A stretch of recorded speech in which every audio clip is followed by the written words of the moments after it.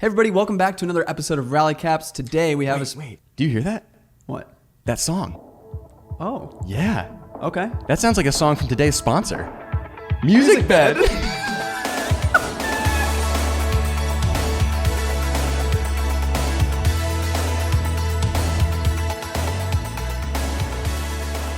Hey everyone, welcome back to Rally Caps, a podcast for the creative entrepreneur building a business for the long haul.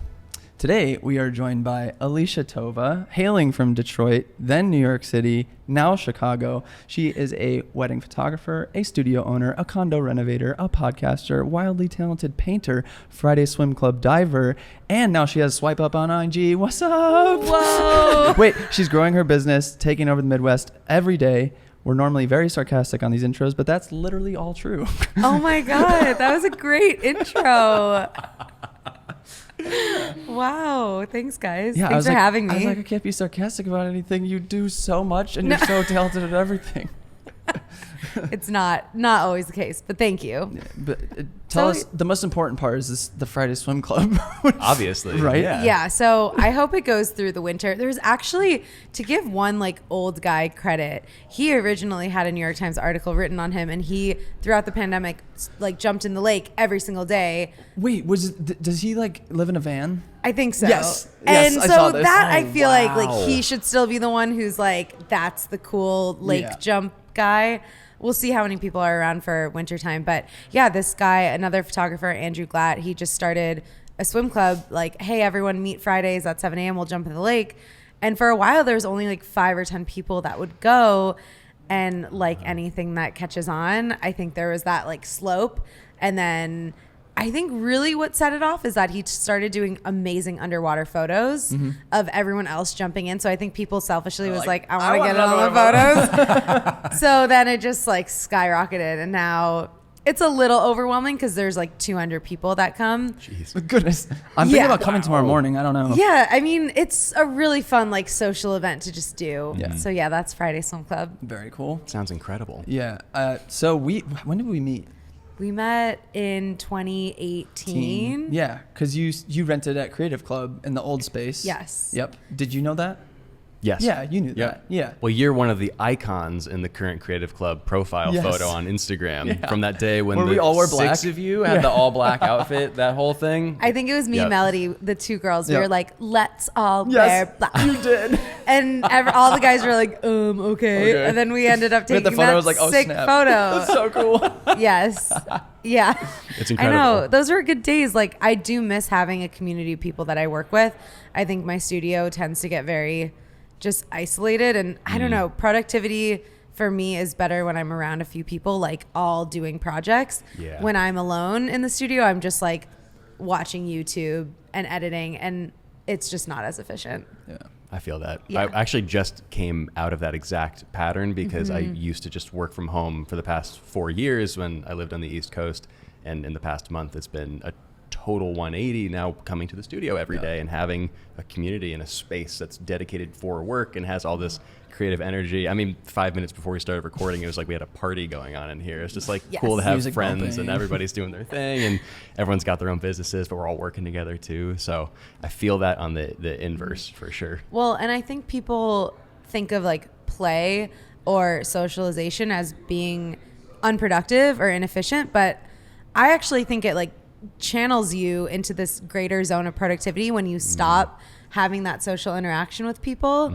And it's like a really good balance in your life to like get up, have a laugh, talk to people, and then go do your own thing.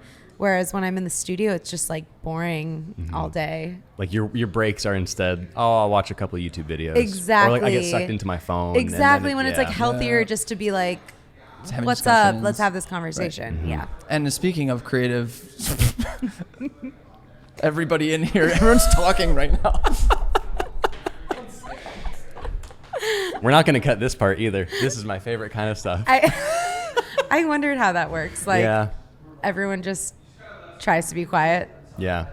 They try their best. They put a Yeah. good effort in, but yeah. I'm sure, honestly, it probably actually sounds. I didn't even notice that, funny enough. But I guess I forgot we were recording audio for something. For, this podcast.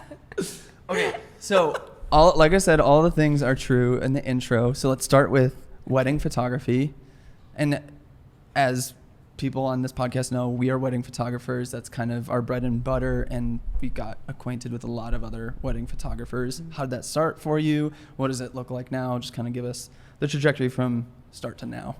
Yeah. So I started in 2015. I was working at a startup back in New York, and I was kind of like working like a dog after school. I graduated college in 2011. I always thought that you have to just go to New York and work really, really hard and really long hours. You started in Detroit.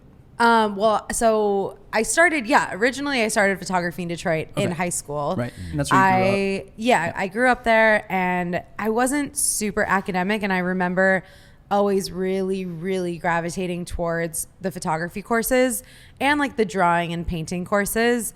But I never really was like the artsy kid, but I also was never the like the like Palms girl. So I was just this kind of like, I'm kind of a cool girl, but I don't really fit in. Like, I want to be the artsy kid, but I'm not artsy enough. So it always was just this background of my life doing photography and the arts. And then when I went to school, I studied business. I just, again, was like, I'll have this as a hobby. And I think technically it sounds cliche, but my photography career started in college when a colleague of mine, her name's Alyssa Wasco, she owns this company called Donnie, and her dad had suddenly passed away, and she was in the retail business course at Arizona. And so she wanted to just make scarves in honor of her dad. And she named them Donnie Charm after her dad, Donnie. And it really took off. Like, the sorority girls ate it up. Whoa. You know, like, she was having pop-up shows. People were literally buying scarves left and right from her. And I think the two entrepreneurs in us were like, let's try doing a product shoot. Let's try doing a lookbook. So we were in downtown Tucson, these two college kids, like, asking these sorority girls to model for us. And like, little did I know, it was such a good intro into like my freelance foray. But again, like, I always just thought of it as this like really fun creative outlet for myself. So I'm super grateful that I got all of the really like corporate startup-y experience that I did and like not having the photography route in there, because I think that's what has made me a really good business owner in this and kind of set me apart from like the freelancers who just go from college into like trying to make it as a freelance professional. And I think once I got enough years under my belt working at, it was a company, a fashion company, Diane von Furstenberg, and then Fab.com. And Fab.com kind of went under, and we all got laid off, and I got a really good severance package from that. And that was right around the time, I think I was like 26 or so, and really just looking at my life trajectory, like, what do I want to do like for the next 10, 15 years? Like, I really don't think I can rot in an office any longer. So I left New York for about a month. I went and worked on a farm, which I recommend to anyone who's like going through a life crisis. And it was at that time where I like had zero distractions around me that I could really think clearly. Because in a city like New York, or in just any fast-paced environment that we all live in, it's so hard to like pause your life and like really think big picture on things or really see where you want to go. So I kind of owe it to that time where I really like kind of looked inside and I thought like, I am good at this. Like, I really think I want to try this out. So I went back to New York and gave myself 8 months. That's when my lease would be up. And then it's kind of all history from there. Wow. So existential question following that up. Yeah. Do you see yourself like returning to the farm, or? I think about that all the time. Most of the YouTube videos I watch are like of homestead life. I'm like, when will I be just like self-sufficient growing kale in like a wood forest? But I don't know. I think that there should always be balance in everyone's life. I do think I'm at a point where I would like to start to really understand the balance of work and life and try to have that be a little more just cohesive in my life. But yeah, I don't know. I think like we all live our lives around so many screens and technology, and I think for some people it affects them greater, like more than others. And for me, it definitely, I can feel when like I haven't been in nature in a while or just haven't gotten out of like internet life and into my real life. So I hope so one day. Yeah. Is that what inspired the incredible painting works that you've created? Just kind of detaching from a screen entirely? Yeah, I think during COVID, and I'm sure you guys maybe feel this way too, like you forget that photography is still, and I think of it very deeply as an art form. So when I'm feeling burnt out of something, like it feels really shitty to not feel inspired by like the thing that people are paying you to do.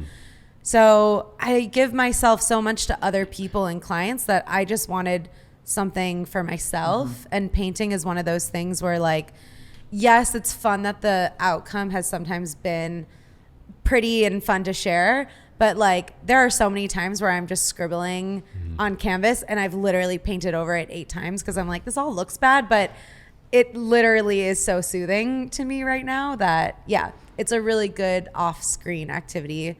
And I just genuinely feel like it really helps my mental health whenever I'm just like in something deeply. It's very timely that you said that, because just the last episode we talked about this very thing, about having hobbies outside of our creative careers, because it's a really cheap way to think that you're doing something for yourself when you have a creative career and you're like, oh, but I'm an artist, but like I hate what I'm doing right now. And you have seasons like that where you feel that way. So yeah, then because I saw all that unfold and your work is beautiful. Like Thanks. The painting is freaking beautiful. I know everyone tells you that because it is. And I was just blown away at how like quickly you were just like making these outstanding pieces. Is that something you just strictly want to keep for yourself? Is that a transition you see business wise? This is all of what I wanted to ask you last time we shot together. When we literally were shooting a wedding together last week, and I'm like, don't tell me anything. I want to hear everything on the podcast. I love you. I just don't want to hear it now. We want it to be organic. So this is my real response, okay? I don't know. I mean, it's so funny. Like, I think a lot of people who probably watch your channel I think there's probably people in all stages of their career, but I would assume a lot of them are like, how do I get started? Yeah. Or they're in the first, year, 2 years. And for me, like, I was so excited about creating photos for people that it just kind of, I ran with it. Like I couldn't stop. Yeah. But now that I'm at this point where the decisions just feel heavier, I feel more roadblocks around me. So to say like, do you want to start selling your paintings? I just automatically go to like all the logistics that could be such a nightmare surrounding it. And then all the failures that might come with it, and all of like the repercussions of like, will my photography business suffer if I put more energy into that?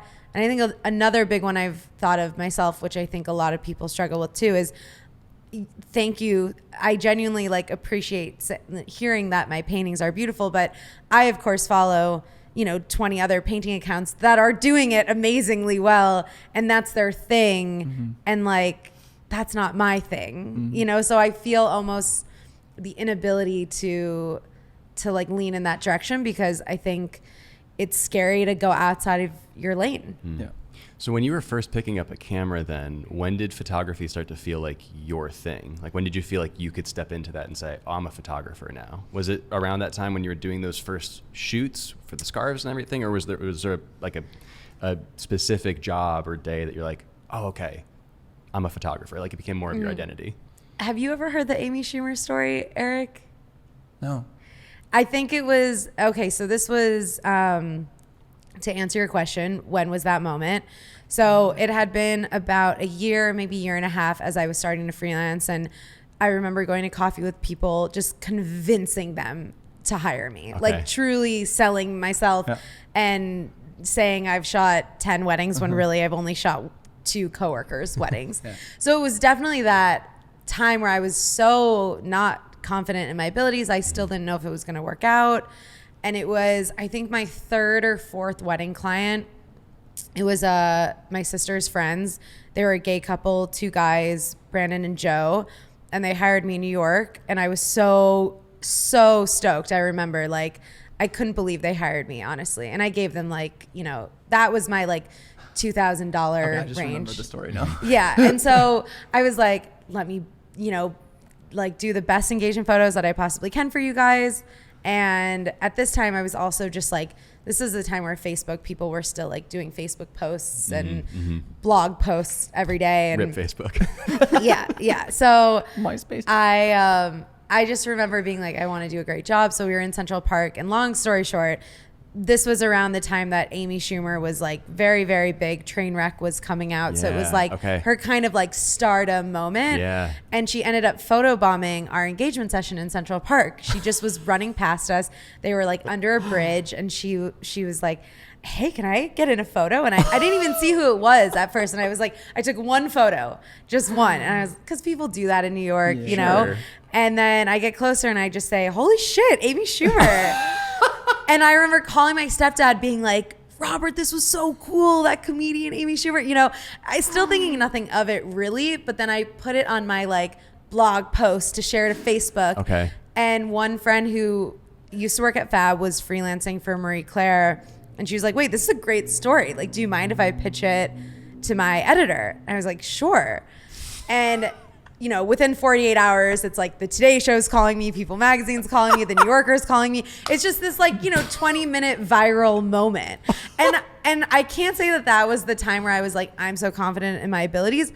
But I do recognize that it was the time where people were like, oh, she's getting hired. Like people are hiring her and she's more legitimate. Not to say that like those photos were amazing or anything like that, but I just remember being like, oh wow, like there are finally eyes on my work. Like there are finally eyes that are seeing, you know, I had a Squarespace account at the time, like a Squarespace website. And I remember checking my business email like once every few days, being like, maybe someone will email me. And I remember there was just, you know, it just felt like I was finally seen in my freelance career. And I think internally it just gave me the motivation to be like, okay, I'm doing this. Like, I got this. Yeah. And I know it's such a good story. Great story. That's incredible. It's a great story. That is so cool. Yeah. But what's so cool about it, and I hear this a lot, maybe not to that effect of just like insanity, but like if you are interested in trying something creatively, it will just never something like that will never happen if you just don't go and try it. Yes. And like you're met with serendipity so often. It's shocking. It is shocking. Yeah. And someone said that to me. I remember it was a boy I used to have this crush on, and I saw him at a brewery.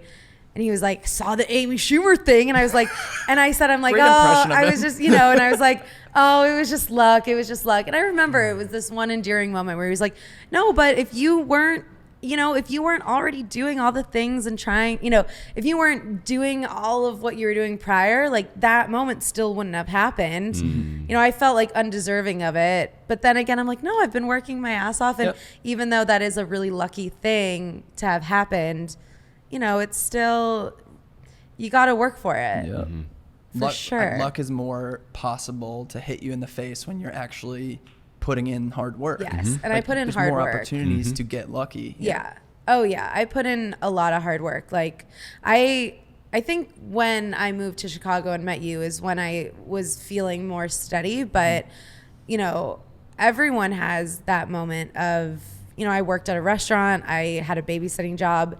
I lived in a 4-bedroom, 1-bathroom in Bushwick with 3 guys. Wow.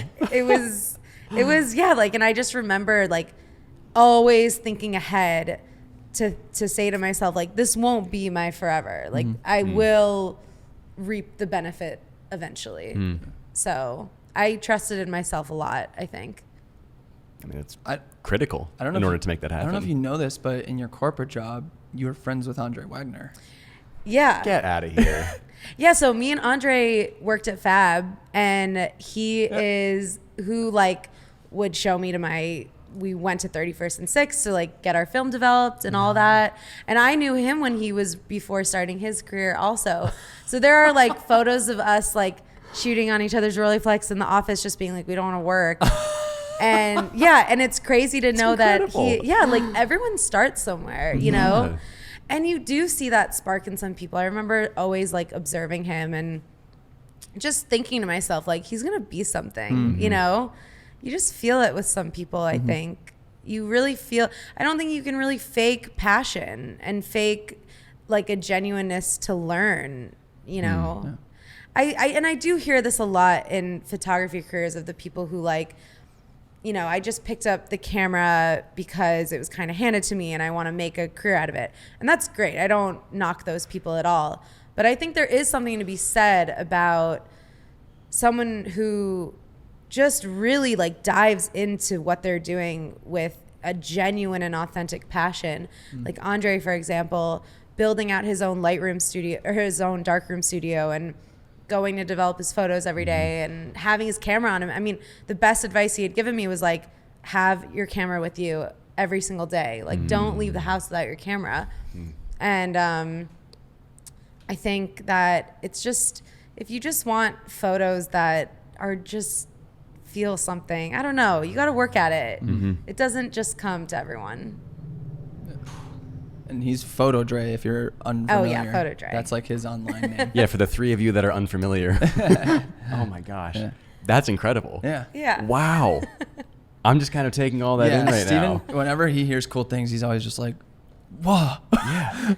Which is not great for a fast podcast, but it's great for a slow one where you get the time to just process these things. Honestly, that's incredible. I don't really know what to say next because, like we just said, I'm processing still. But so you have your studio now. As we briefly mentioned before, Creative Club. You're a part of that, and then you wanted to go make your own studio in Wicker. It's on Six Corners, right? Yeah. Is that technically Wicker Park? Yeah. Bucktown, Wicker Park. Yeah, and tell us some of that, just because. I mean, you just do stuff like way better than we do stuff.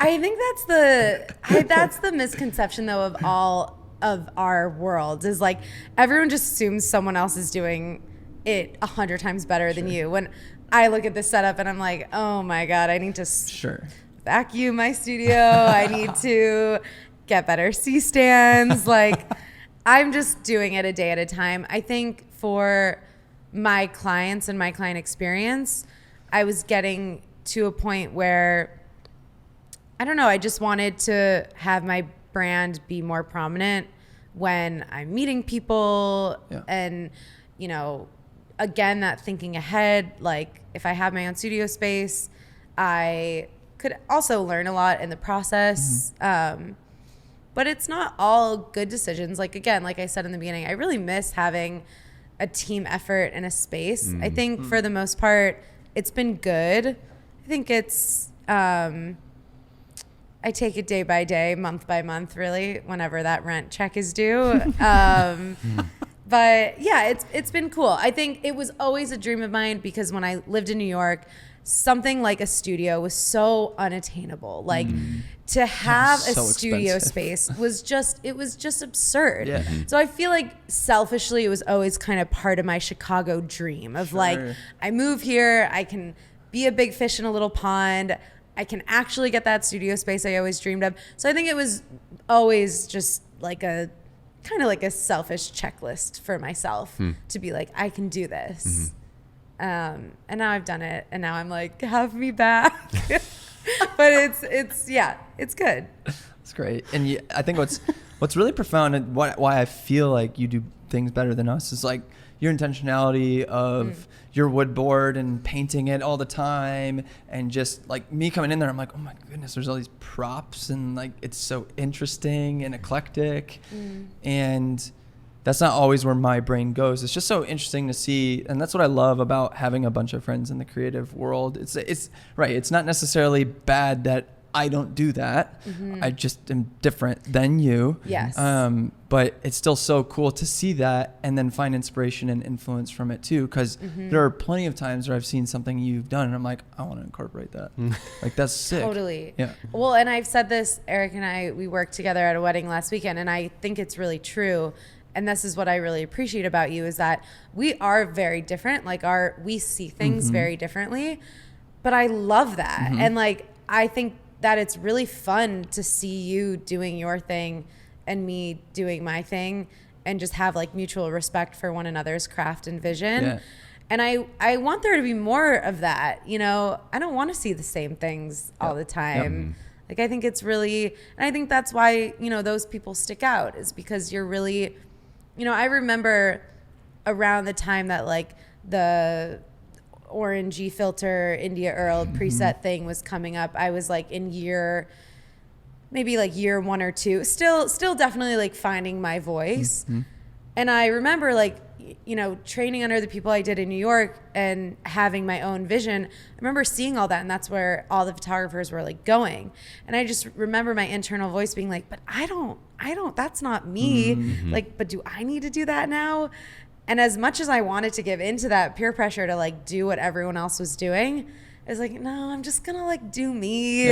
And hopefully that will, you know, hopefully that's just the right decision. And I'm so glad I did, because I think it's just made me a stronger art director and photographer, and having just like really good internal intuition when it comes to my art and photography. You're saying Andre didn't like the whole orange and brown everything? Didn't love it. So, He didn't love it. I feel like he'd be championing that. That's so weird.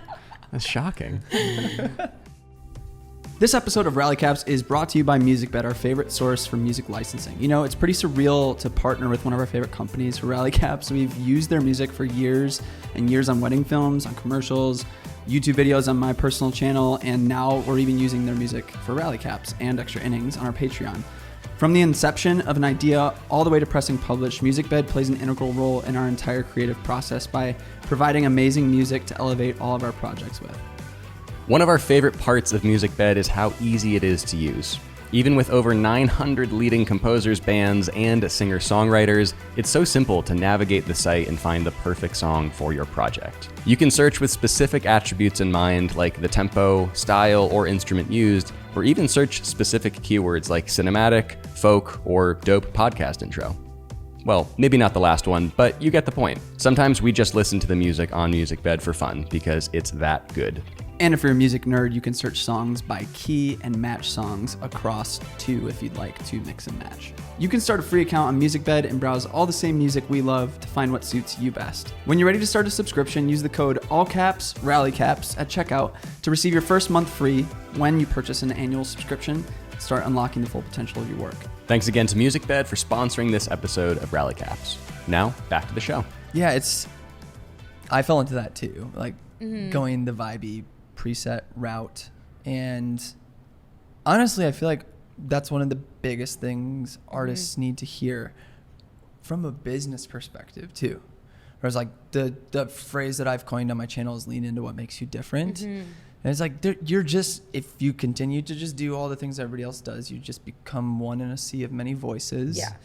And you might find yourself frustrated that you step away and you're just like, what is unique about the artistry? What, you know? And I did want to touch a bit about like when we were talking about doing the first look at this wedding this past Saturday. Yes. We were just like, the timeline was like going crazy. And totally. We're like, I don't know, what should we do? I didn't, you know. Yeah. But we had a call, which I was late to, and you saved my butt, like a week or two prior, and they talked and reminded us that they had met in the John Hancock building. Yeah. And their hotel room was like right by John Hancock building. And me being me, I was like, we gotta incorporate that somehow, you know? And then the first look photo that you took that they posted, I was just like, it's just like that was your setup though. I mean, but it was so cool to collaborate in that because I took the lead on that, but then you took the lead during portraits and I would have made a completely different decision. And she comes up to this neutral palette wall where I'm like,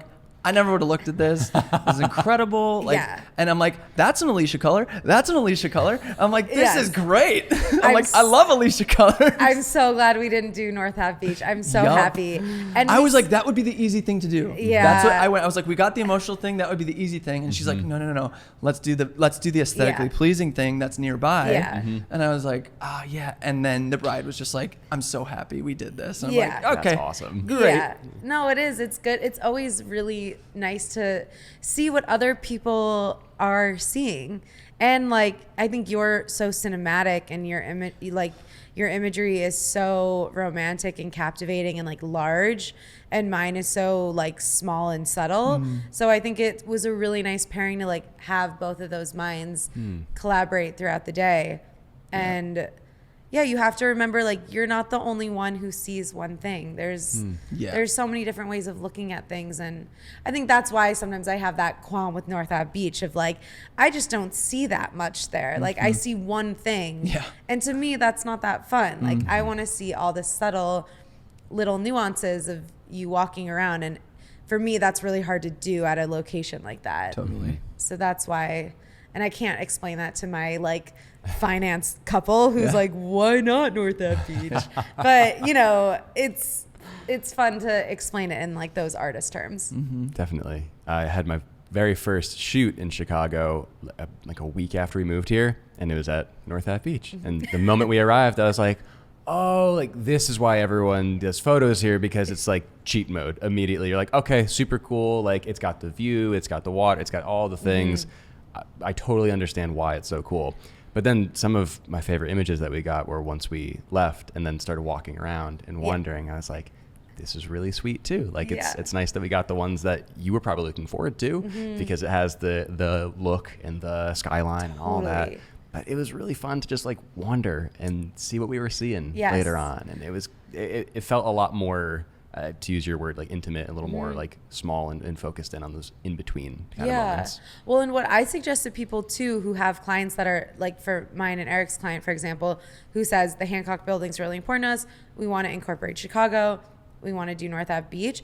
I think what they want is to feel like they got married in Chicago, you know? And so for me, and I think that's hopefully why they hire me, is like, let me show you how to feel that without being so obvious about it. And I think that just comes from also like doing so much street documentary in New York. Like, I think that's kind of how I really like dove deeper into photography, is like, it's not always about the location. It's like a combo of so many things all coming together. So if you have one thing, but you don't have, you know, it's hard for me to bring out anyone's emotion when you're like on a boardwalk on North Ave, but we like married this perfect, you know, that one street intersection where you could kind of see the Hancock building in the back, and so I just encourage photographers to like look around you. Don't just look at what the obvious thing is, because I don't know, I wouldn't want to hire someone. Like, it could become so much more meaningful too, because then it's so different for the client, as opposed to all their friends who went to the same place to do the same thing, for sure. And encouraging them to like, hey, if you're not dead set on that one thing, like, how about we create your own thing, you know? Totally. You know, the tagline to our podcast is building a business for the long haul. Yeah. And just to kind of pivot into that direction, you recently brought on an associate for your business. What are all your feelings on that? Like, starting to go that route, starting to build your business that way. Do you see this as kind of a sustainable approach, or a way to relieve some tension for you? Like, what are all your thoughts on that? How's it gone? Any of that? Yeah, it's going well. So I hired an associate in the spring of 2020. Her name is Momoko Fritz, and it's going well. I think that whenever business people run into an issue, it's okay, I'm getting X, Y, and Z thrown my way. How can I solve this? So for me, it was solely a supply and demand issue. Like, I was getting too many inquiries thrown my way that I couldn't say yes to all of them. So I figured, instead of just like throwing a list out into the open, why don't I retain those clients and have someone under me? And I think there's been a lot of really great things to come out of it, and then also a lot of challenging things to come out of it. I would say, start with the challenging thing. It is not me that's taking the photo. And I, at the end of the day, like I said, everyone has a different eye. And I think she is such a talented photographer and has an incredible point of view, and has been so receptive to feedback, which I appreciate so much. it's giving up that control. Yep. And so the more you grow, the more you have to relinquish control. And so I really miss those like 2018 days where it's like I had enough clients and work and shoots that I could kind of all manage it by myself. And now I'm at this really murky point where it's like I kind of need an admin person because now Mo's doing really well and now she's almost booked and now maybe I take on a new client, or a new admin. Blah, blah, blah. Yep. See, this is why it gets me overwhelmed. A new associate. So yeah, it's like relinquishing control, relinquishing trust into that, like this person will show up on time, will do a great job, will deliver great images. Yeah. But I've really genuinely, I would say the high is that I've genuinely enjoyed training someone and like sharing my process with someone, because like humbly speaking, I really do think that like clients are really happy with the photos that they receive. And I do think that I have seen enough photographers who just need like a little bit of help along the way. Like Mo was already doing this for a handful of years, and I think she just needed that. You know, she always says like, I just want to get your kind of clients. I'm like, well, here's my formula to getting these kinds of clients. And if you want to come along and have me like train you, then great. But it's going to take a lot of work, like we've always said. Yep. And I think the fact that she was willing to put in that work, that's when it is successful. Amazing. So it's been good. Income has gone up. Taxes have also gone up. Fun time. You know, like It's so weird how that works. weird how that works. You make more money and then you spend more money. Yep. So I think anyone who thinks about scaling their business, it's like, why are you doing this? And I think for me, it's that I really find a lot of gratitude in helping people become like more fully formed artists. Yes. And I think that is really cool to see. And I would love to, have to impact a few more people's lives like that and kind of let them like go off onto their own. And I remember when I was having my mentor, Shalise Michael, in New York, I owe so much of my craft to her because she really like held my hand, and I mean, I paid her for it, but she really like showed me a lot of her tricks of the trade and helped really kind of like, I remember our first critique, she critiqued an engagement session of mine, and I'd never had someone just so honestly say like, these aren't that good. Like some of them are good, like this is good, but I wouldn't do this. And like, don't other people want that? Like, I don't know, maybe some people have egos or they don't want to be told that, but I think there's so much power in like having that, that critical time where you're really learning and to have someone just like help guide you in a really honest way. So it's been going well. If anyone wants to join the team, let me know. Open call for casting. Yeah, I'm really particular. No, I am, but it's been going well. So as far as kind of nurturing other artists and helping them grow, do you want to solely do that through having more associates on your business? Do you offer mentor sessions, like long-term type things? Do you want to do education on a broader scale? Yeah, I mean, I would love to have more in-depth educational tutorials that are getting built. I think that I get really overwhelmed by just the production of it all. Yeah. Like I'm seeing this simple podcast setup and I'm like, I don't know how I could ever make a video form. That's where I was gonna like pitch you on our services then. Yeah. Oh yeah. No, but seriously, like I would totally be down to have that conversation. Yeah. We're doing my course now, and I sat down when we sat down at the wedding last weekend. I was talking to Momo about that process as well. So I guess I cheated a little bit. I got a little bit of information before the podcast. I would love to hear that. No, she was like, she was just singing your praises as an educator. She's like, she's just so good at teaching. She's so good at like just crafting a sentence where it's like, oh, okay, I get it now. And she's like, not many people can do that. And so when I hear stuff like that, I'm like, all right. And then we started talking. I'm like, it'd be cool to get a course going. And if you felt too overwhelmed on that, we could totally figure out a solution for that, because there's tons of people that want to learn from you for sure. Well, and here's the thing, which you guys can all relate to. Like, you obviously see the people who sell presets, and that is not my strong suit. Like, I think you have to really look at yourself and be like, what am I actually good at? And what am I not that good at? Like, I would never teach a systems course. Like, don't take my tricks on how to back up files and edit efficiently. Like, that's not my strong suit at all. And neither, is like anything technology related.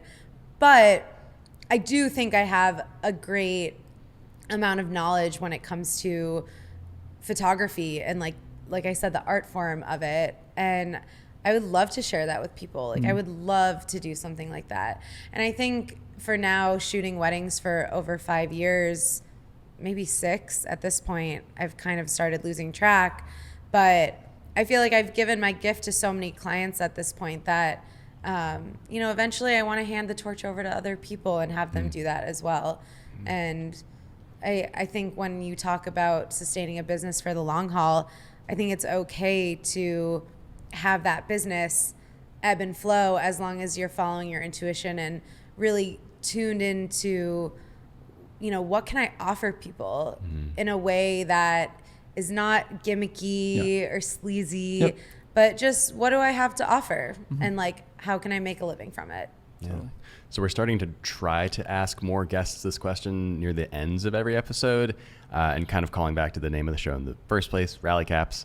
In your business and in your career so far, could you like highlight one Rally Cap moment that you've experienced where you really had to just go through something tough, kind of grit through like a particularly difficult season, where you had to throw your Rally Cap on and kind of just power through this thing for the survival of your business?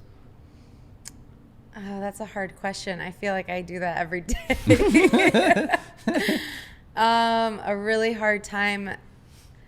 I think moving to a new city was pretty challenging. Finding a new community and thinking of all of that before you're actually doing it. So I think, and that's why I think you're so amazing to so many people who listen, because they're sitting at their desk or their couch or, and they're just halted by fear and the unknown. And I think for me, that rally phase is always me stepping into something new, not really knowing how it's going to work or pan out, and always just like having so much anxiety around that. I remember, speaking of moving to Chicago, Bean was one of the first photographers I had met. I think I just met him, like at a coffee shop or something. He's like, "Oh, you have a camera? I like cameras." What I think that's something what it was. And I just remember leaving that coffee shop, I swear. And he was like, "You gotta come check out. Like, me and my dudes are gonna open up a workspace soon." And I just remember like thinking to myself, getting in my car, being like, okay, like I think I just like made a friend. like I think I just like stepped into Chicago a little bit more. And so I don't think, around rallying, like I think you're gonna rally constantly in your business and figuring out shit day to day. But I think my like mental rally was just kind of more murky for me. Yeah. Awesome. I have 2 fast questions. Okay. Freelance Hustle. Is it happening still? You're a podcaster. I'm a former podcaster. Again, I would never teach a course on how to like have a consistent microphone setup or any of that thing. It's a podcast that you can still listen to on Apple Podcasts or wherever you listen to podcasts. And it's not coming back for the immediate future until I get a more, I think, cohesive system and setup in place. Yeah. Second, real estate. You bought the condo that you're living in. You're renting and then you bought it. Renting and then bought. Landlords moved away to the suburbs and they were like, "Do you want this?" And I was like, "Yeah." Wow. Yeah. That's very exciting. Do Yeah. you see yourself in that long term, or do you see yourself getting into real estate? That's something I'm interested in as well. Yeah, I see myself as a real estate mogul in 10 years. I will definitely have this be a rental property. Nice. It's a 1-bedroom condo. I bought it for a really good price since I just bought it directly from the owner. It's not going to be my forever home, but it's a great Logan Square spot. Awesome.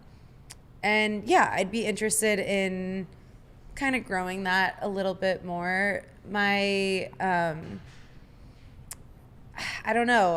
I think real estate is like, again, not something that I'm very good at, but I could learn. Yeah.